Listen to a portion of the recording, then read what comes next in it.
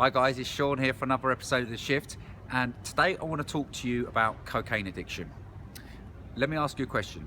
If you do cocaine, how often are you doing it, and do you have control over it?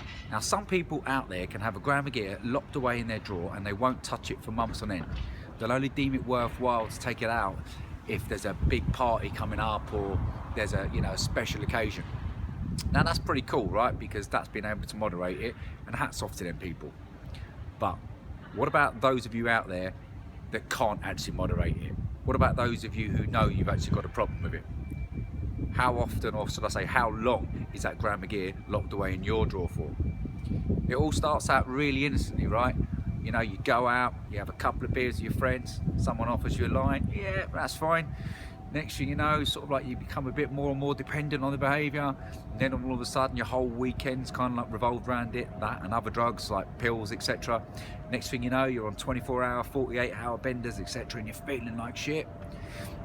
Then all of a sudden the cocaine habit kind of like increases to the extent when you go down a pub on a Wednesday night, you only got to have 2 or 3 beers and either you or your mate are calling it in. Sound familiar? Then it can get even worse, right? It can spiral even more to the extent of every time you're going out, when there's any form of alcoholic drinking or anything involved, all you're thinking about is cocaine. Okay, right, well, let me let you into something on that I'm sure you're aware of, but haven't actually faced up to yet, is you have an addiction to cocaine. Now, I know a lot of people will, deem the word addiction outside of their current world.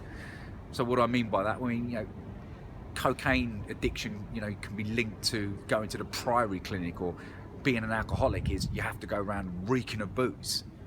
Wrong. It's completely wrong.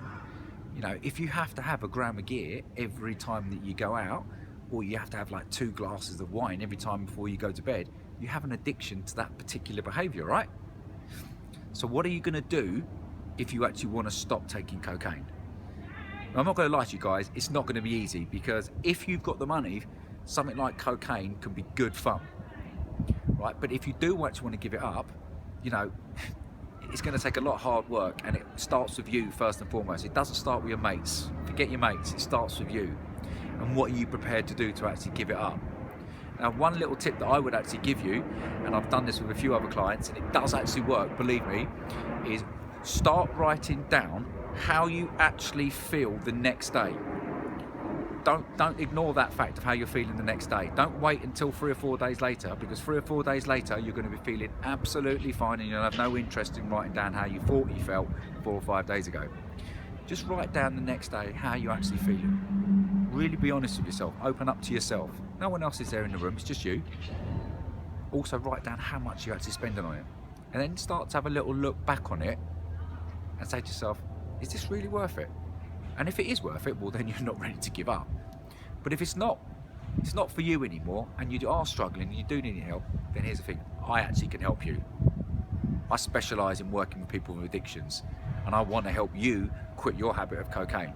So please do get in contact with me, www.seandavislifecoach.com, or go on the website and just give me a call. We'll have a free 1-hour consultation. You've got nothing to lose. Anyway guys, as ever, it's been great. Sun's out. Enjoy the rest of the week.